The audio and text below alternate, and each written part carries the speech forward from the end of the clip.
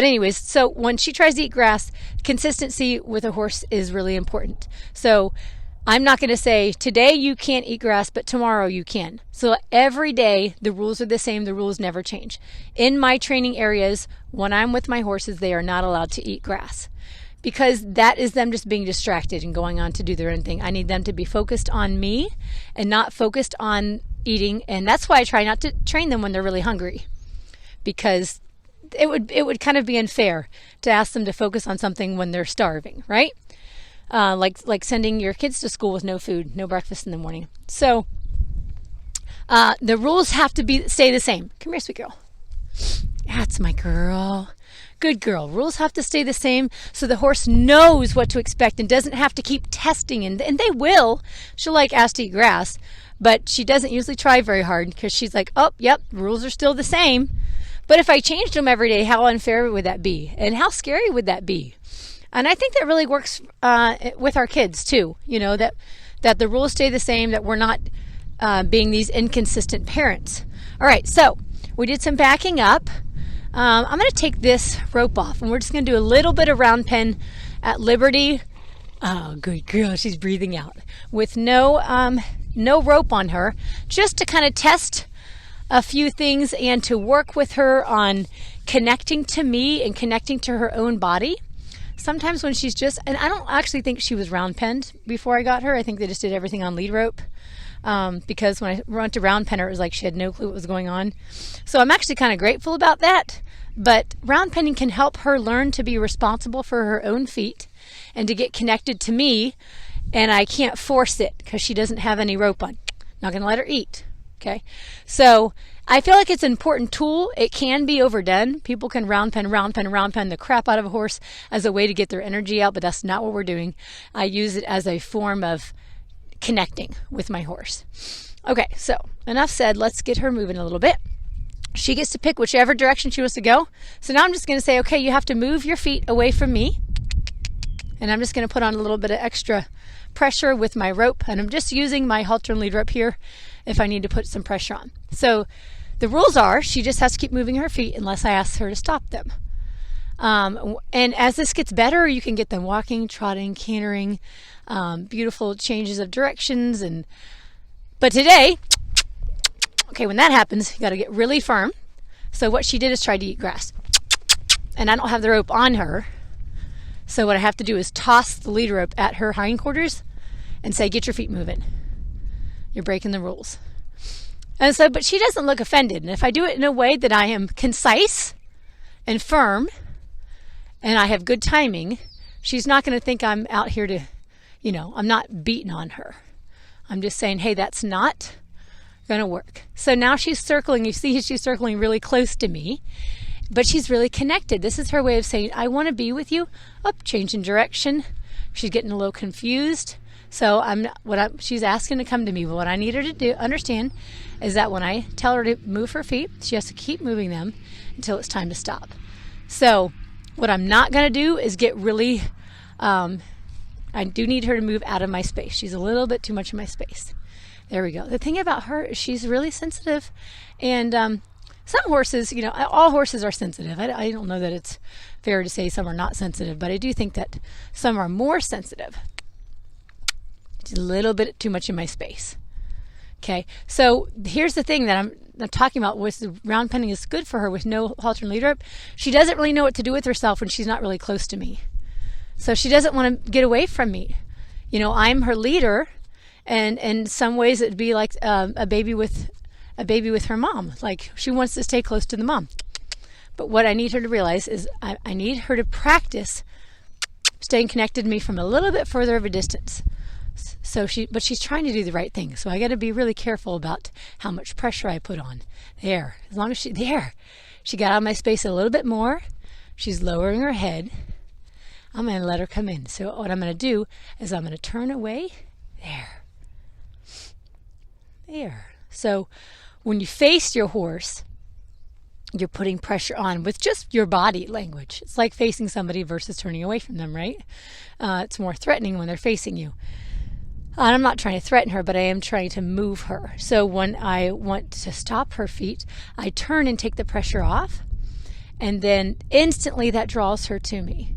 Okay, and in the wild, this is how the moms actually train the babies, and how horses learn. This right here is true equine language, and that's what I love about round penning, is you really have to use the horse's language if you want them to connect to you and not just fly around the corral scared. So when a horse misbehaves in a herd, it will get pushed out of the herd, and it has to stay on the outside, and the mom will face it and keep it out away from the herd until the baby's basically said it's sorry with its body language. And then the mom turns away and the baby is allowed to come back in. It's really cool. I learned this from Bonnie Roberts, has some really, really cool round penning system that he designed. He calls it Join Up, and he worked with horses in the wild for years and observed all of this, and then took it and made it into this round pen experience. So I've learned several different ways of doing it, and then kind of combined them to find my own style. So now I'm walking away to see if she'll follow me, to see if we're connected. So I don't have any halter and lead her up anymore, and she's following me. Really pretty. Good girl, Zelle. She wants to be with me. Horses, good girl. They are herd animals. They don't want to be alone. So that is why this can be a beautiful tool, but it can also be a harmful tool because you're pushing your horse away. So if you push them away too much, and she took a break to yawn. Are you coming? So if you push your horse away too much, they won't want to be with you anymore. You're going to damage your relationship instead of strengthen it. So there's a fine line. You have to really know what you're doing. Oh, she got lots of yawns. She just doesn't really want to follow me anymore. So I got a little bit out of her. Oh, there she goes. She just said, Mommy, I'm tired. It's my nap time. So, perfect. We're going to stop right here. She's really calm. She's not pushing me with her body language. She's not trying to eat grass. She's yawning. Yawning is a way that horses relieve mental stress. And it's also kind of them, when they yawn, their mouth opens really big, and the blood flow can travel down their neck, down their spine, and to their feet ultimately. And so what we're trying to get to with our horses is get to their feet and get to their minds. And it's interesting, but really to get to a horse's mind, I've learned through the years, like, you have to get to their feet. So you have to get their feet doing things, but it's not just random things. It needs to be very specific and very timed. That's my pretty girl. And you have to be intentional, and you have to have really good timing. But I've also, there was a time in my life where I thought that, getting a horse moving, get them moving, get their feet moving, get to get to their brain was the answer. And it's not. You have to, I think a big thing I learned was less is more. And a lot of times. So with Shiloh, I was doing so much.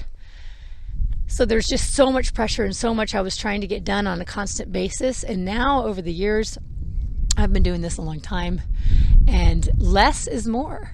I get more from my horses when I do less, really, and I pay attention. And so that's why I'm saying, it's not just getting their feet moving to get to their mind. It's how are you moving their feet? Like with Zelle just now, that was really soft movements. I was putting a very little amount of pressure on, but she was connected to me. And she felt good. Look at her right now. She feels good about herself. Her eyes are really soft. Her head is even. It's level. When a horse's head is way up, they're usually nervous or scared, or they're worried. So she feels really good about herself. So we want one direction. The thing is, you want to go both directions. You got to train both sides of the horse. So horses have two sides of their brain. And the reason why you can ride a horse by something, or even lead a horse by something, one direction, you turn around to come back by it, and they spook and act like they've never seen it before, is because they've actually never seen it before with the other eye. So their eyes are on the sides of their head. It's not in the front of their head like ours are. So no eating. So they might think, or we would think, you've already seen that, but their other eye has not seen it, so the other side of the brain has not seen it. So you really have to train both sides of the horse. So now the trick is remembering which direction we want. Okay, see if I can get her to follow me. Or, there we go. Now I'm going to try to influence to get her to go the other direction. So we want clockwise. We're going to try to go counterclockwise. So what I'm going to do is I'll put my hand up here, see if I can block her from turning this way. Get some movement. And horses always have one side they prefer. See how she turned to go that way? So right now she's just a little confused because she's like, Mommy, thought we did this. And if you don't mind, I'd like to go this direction. Just keep going the same way. But I'm going to ask her to change. Here we go. And so I'll just keep coming back to it until she understands. Here we go. Look at her travel out. Like I said, horses want to do the right thing. Okay, they get confused. So now she turned. She said, hey, I really like this direction. Let's stick with this, Mom. Now she's just trying to come back to me. She said, I just don't want to work right now. I want to come back and just chill with you because I'm sleepy. There we go. We're not asking a lot, but I am asking that she move her feet and she moves them to the left counterclockwise. There it is. There's the understanding. There's the willingness. So she got her head tipped down. She's giving me space this time. See how she's not crowding me as much? Okay, I'm going to try to be clear and consistent and not put too much pressure, but I do need to put enough to get something done. You can't just come out here and feed them carrots all day. You won't get anything done. And horses wouldn't respect that, by the way. So if you watch a horse in a herd, they're not just nuzzling each other all the time. They have boundaries. They have leaders. It's how a herd works. You have to have leaders and you have to have followers. Here we go. Now it's working good. There's something Brene Brown says that I love. Clear is kind. If we're not clear with our horses, then we get frustrated when they don't do the right thing. How kind is that? And I think in our lives, we think if we tell people, yeah, maybe I'll do that, but we don't really want to, that's not kind to them either. It would be more kind to be clear and say, you know what? Thanks for the invite, but I don't think I'll be coming. Be clear about it instead of trying to be what we're taught by society is kind. Now she's getting a little confused here because she's got to go potty. Do you have to use the bathroom? Maybe, maybe not. Sometimes sometimes I don't know if she's, there we go. She does have to use the bathroom. I'm going to let her use the bathroom for a minute. I've heard over the years to not let a horse stop to use the bathroom because then, if you're in the show ring, that would be points against you. If your horse stopped to use the bathroom, they need to be able to use it at a run, and they can.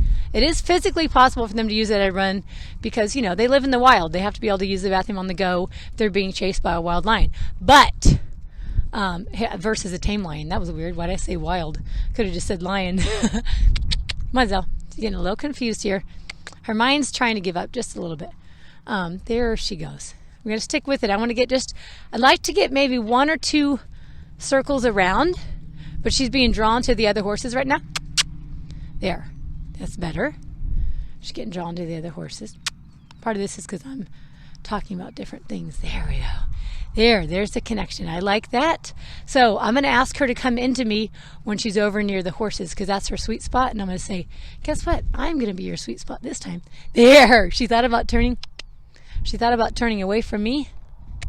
See if she can turn all the way in. There we go. So if I reward her on the spot that she wants to turn away from me to see the horses, that'll help her to learn to come into me. Right now she's watching out in the field. There's some cows running out there. Here you go. That distracted her a little bit. Anyways, I don't show my horses, so I feel like it's not very kind of me to not let them use the bathroom. So if I can, I let my horses stop and use the bathroom as long as they're ready to go again. They're not like, F you and then going to go eat grass. Come here. Oh, let me see if she'll follow me. So I got her to come in, but I'm going to see if she'll follow me now. Just a little bit. There. I'm going to see if the round penning that I did worked and see if she'll follow me around. So this is the test. Did that session just work? Will she stick with me?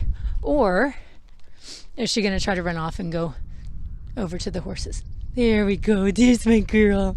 She's doing good today. Come here. Come on over here to the camera. You're doing good, I know. She looks so tired. She really wants to take a nap. You want to take a nap? It's nap time for Zelle. All right, we're going to quit on that note today. I feel like she did really well. It was a very soft training session. We didn't have to get big. like I said, you have to be effective in your training. So you can't just, I'm not out here to baby the horses and just, oh, good, I love when she takes a deep breath. I'm not out here to baby and beg them to do something. So I am going to be firm and get as firm as I need to get. But really, I think that we as humans go firmer, faster, way faster than we ever should. So watch here. Let me see if she'll help me put her halter back on. So I'm going to offer, and this is how I try to do all of my work, offer the horse, offer it to them. Say, hey, would you help me? Before I just cram that, here we go, look at her. She put her nose in. Before you just cram it on, you'll be surprised how a horse will help you out, how they will work with you. If I just give them the opportunity. Yeah, and believe in them, right? We all want somebody to believe in us, to believe we're good and valuable and worthy, and that we, and I find this with my kids too, when my kids start having big feelings, I just instantly, easily go into this, then I'm having big feelings and I got to get bigger than you so then I can be in charge and you need to, instead of just and this is what my horses teach me, to stop for a minute and believe in my kid in that moment and love them right in that moment and say, hey, I'm here for you. What you trying to work through right now, and honestly and sadly, I'm better at that with my horses than I am my children. I don't know what it is about that. It makes me feel like a terrible mom, but I think part of it is our kids are mirrors. They're mirrors. So I see things in them that are from me, or I see myself in them, and I'm like, I will get that. Anyways, so I'm learning. I'm a work in progress, and Zelle helped me today. So I was really proud of her. I felt like she was very relaxed. She never went into her reactive brain. So the horses have two sides of the brain, like I mentioned. Their left side is their thinking side. That's their responding side. The right side is their reacting side. That's the side that keeps them alive in nature. You need them to have that reacting side. Okay? That's why I say I'm not trying to train the horse out of them. I want them to be able to react to danger. But I don't want them to think that everything is danger, right? And so that they spook at every little thing. So it's learning how to really work with the horse in a way that's honoring to them. Here, you want to chew on the rope? You want to chew on the rope? Work with them in a way, there you go. There's a reward for today. Bite the rope. In a way that's honoring for them. So we're not trying to cram information into them. We're not trying to force them to be a certain way. Zelle will always be a sensitive mare. She will always be at the bottom of the totem pole where everybody bosses her around. She's not a bossy mare. She can be kind of an in your space kind of mare, where she's I don't remember, her nose is running here.